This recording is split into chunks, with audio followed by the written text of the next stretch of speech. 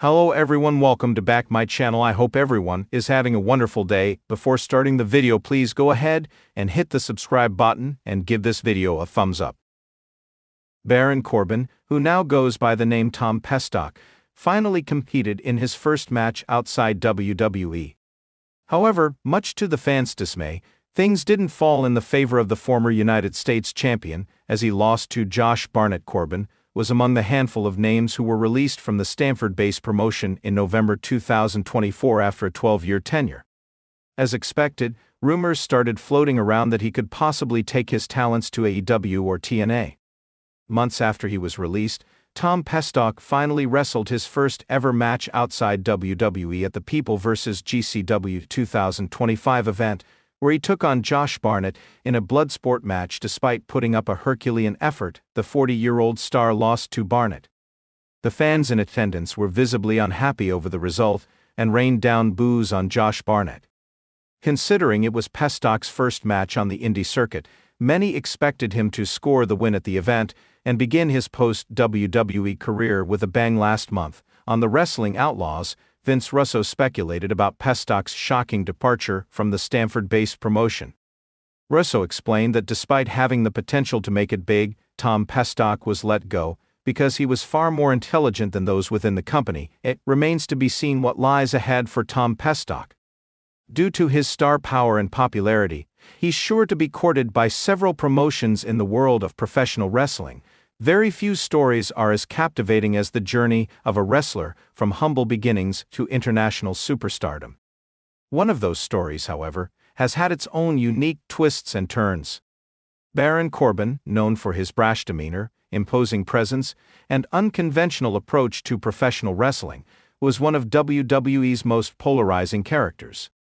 But after years of dominance in the WWE, including his reign as the King of the Ring, Corbin made a surprising and highly anticipated announcement. He was leaving the company to pursue new challenges on the independent circuit. After weeks of speculation and rumors circulating across wrestling forums and social media, Baron Corbin finally made his long-awaited debut outside WWE. It was a moment that fans had been talking about for months, and the buzz surrounding his departure from the promotion was palpable. Fans all over the world were anxiously waiting to see how Corbin would perform outside the heavily scripted confines of the WWE universe. Would he continue his dominant heel persona, or would we see a completely different side of the former lone wolf? The result, however, left fans scratching their heads, confused, and, for many, downright upset. The build-up.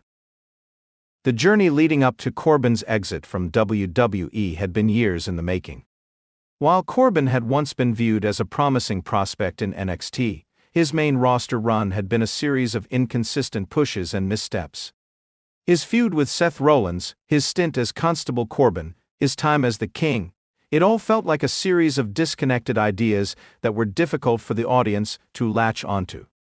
While Corbin was undeniably talented in the ring, his character work was often mocked by fans, and his reigns in WWE championships had been met with lukewarm reactions at best. However, over the years, Corbin developed a cult following. There was something compelling about his no-nonsense approach to wrestling. The way he carried himself in the ring with a cool, detached confidence made him an interesting heel. Fans who had grown weary of the more polished, cookie-cutter characters in WWE gravitated toward Corbin's raw intensity. Still, he never quite reached the levels of superstardom that many had hoped for when he first debuted on the main roster. As Corbin's contract with WWE was nearing its expiration, rumors began swirling about his future. Would he renew with the company, or was he looking for something different? Fans began fantasizing about the possibilities. Some hoped he would enter AEW, where he would be able to work with an entirely different set of talents and face fresh opponents. Others speculated about the Indies, where Corbin could have the creative freedom to rework his persona and perhaps find the success that WWE hadn't quite afforded him. The anticipation only grew as Corbin's contract came to an end. His social media posts, filled with cryptic messages, teased a change on the horizon. The entire wrestling world was on edge, waiting for an official announcement. The big debut.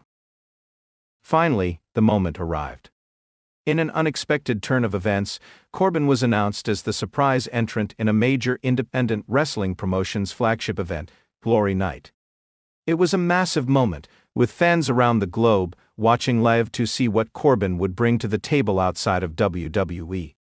This was his moment to prove that he could stand on his own and carve out a new legacy outside the shackles of Vince McMahon's empire. The event was held in an intimate 10,000-seat venue that was packed with fans eager to witness this highly anticipated debut.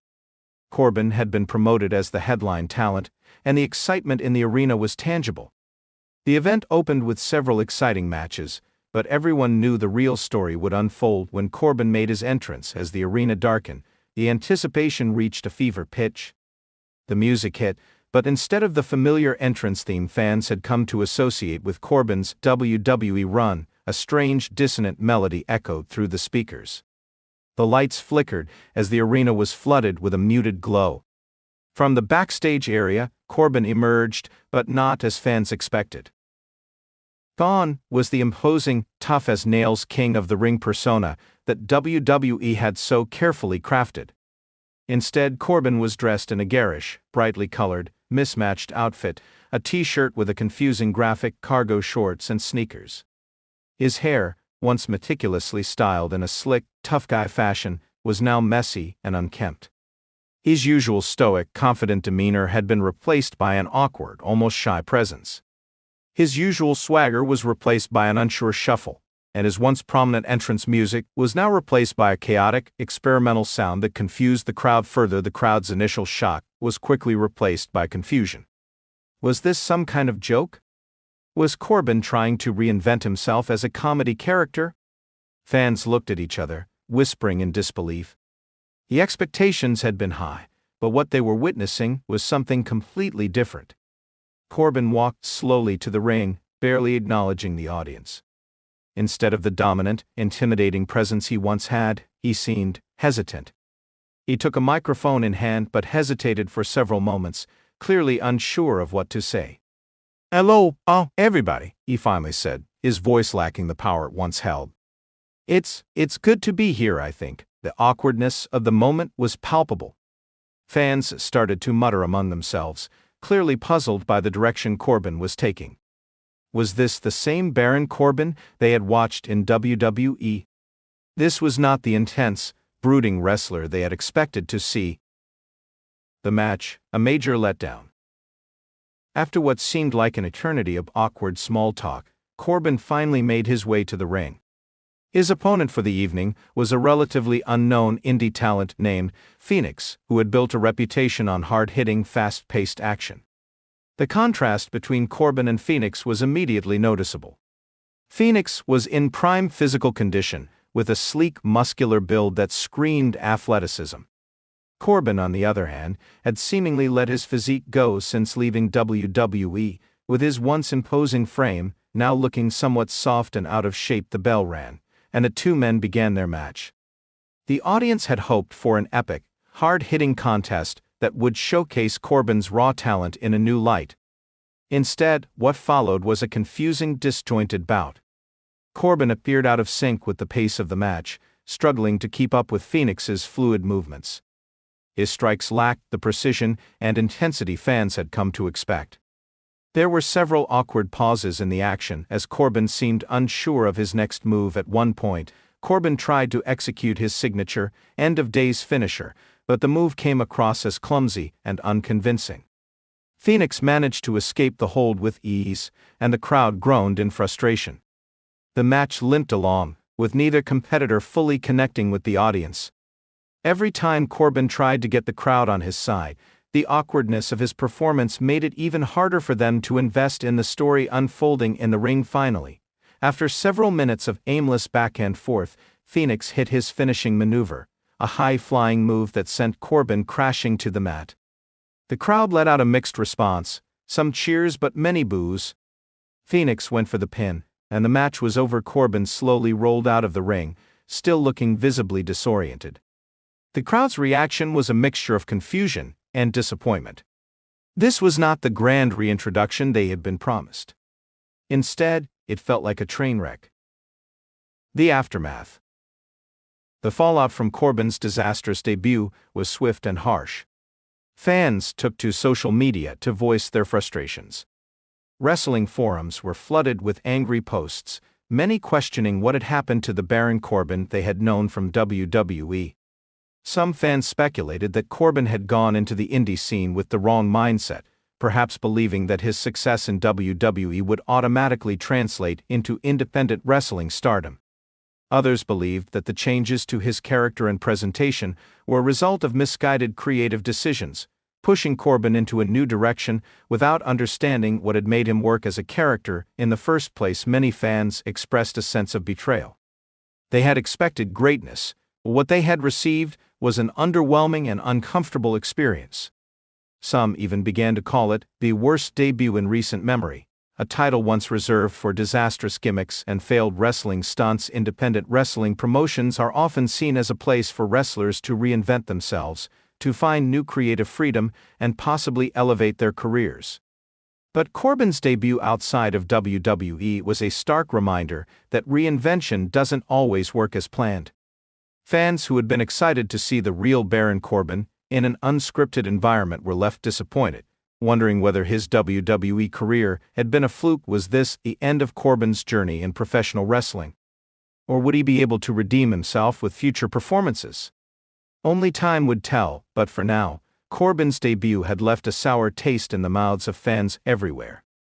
The lone wolf had become a sheep in a new pasture, and the crowd wasn't sure they liked what they had seen in the end.